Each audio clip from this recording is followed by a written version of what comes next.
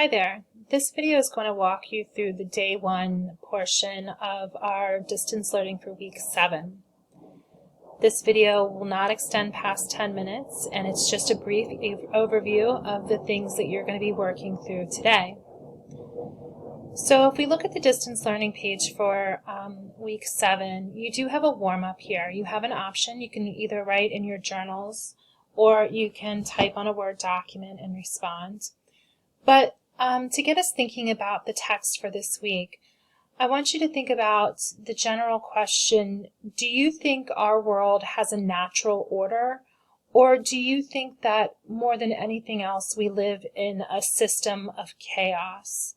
Or perhaps maybe you find it to be some type of combination of those two. Think about that and respond.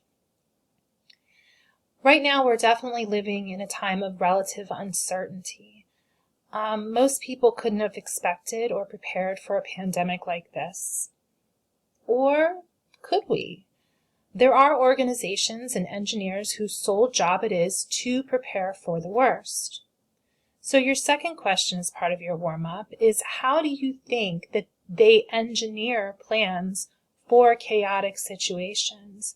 For situations like this, where it's difficult for the average person to comprehend something on this magnitude of happening.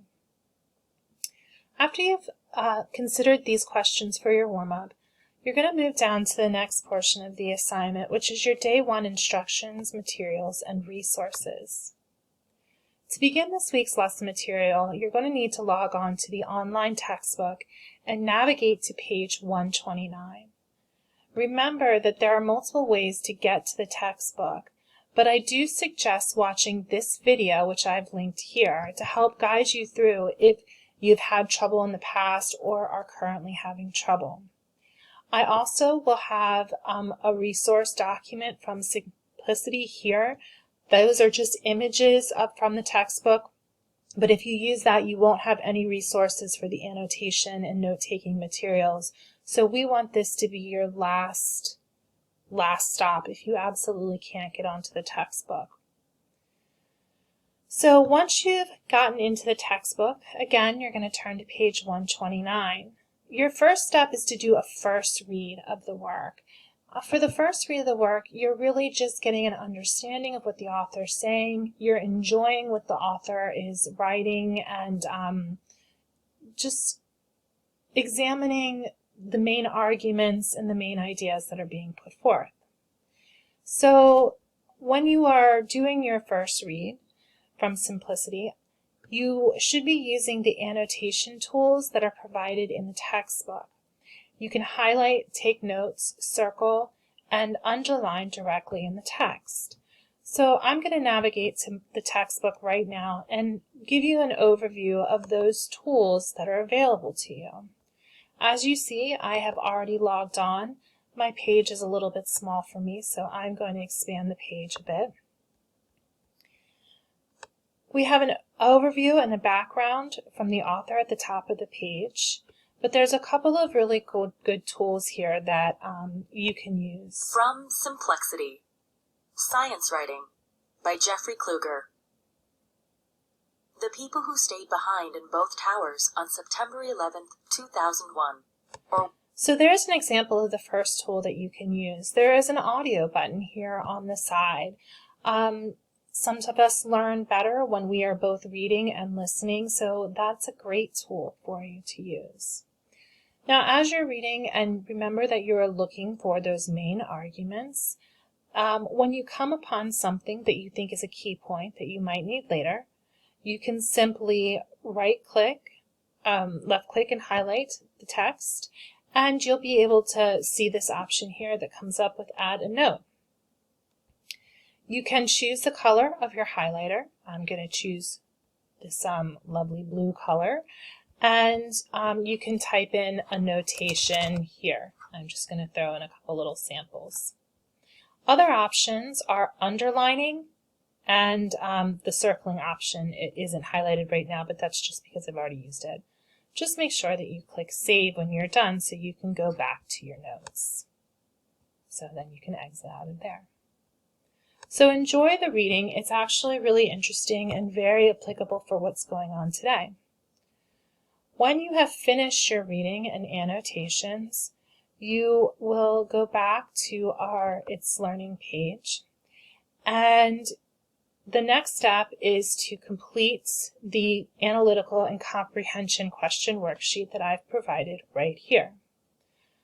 So to take a look at that, you have the directions at the top, and the directions are basically a repeat of what was on that page, just for clarity. Within your questions, this time I've included response boxes.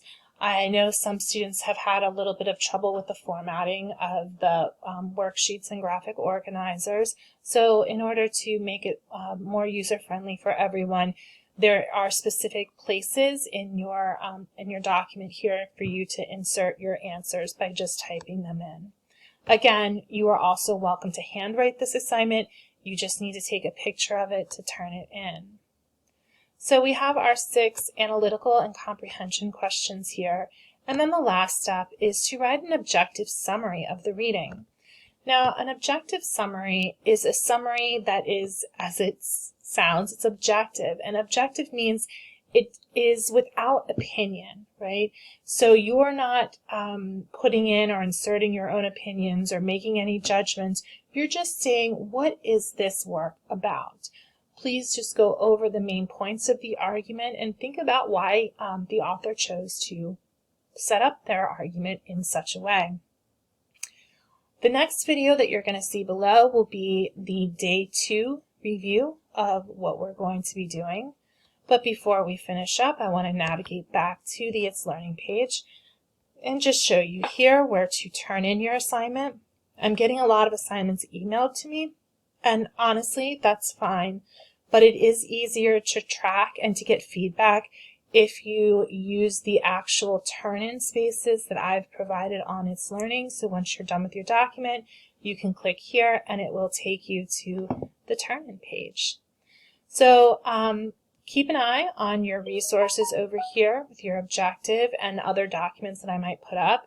As the week goes on, I might make edits and additions if it seems like some of you need something else or something extra. So just reach out, email me, and I will try to help you out as best I can. I hope you're all well, and take care.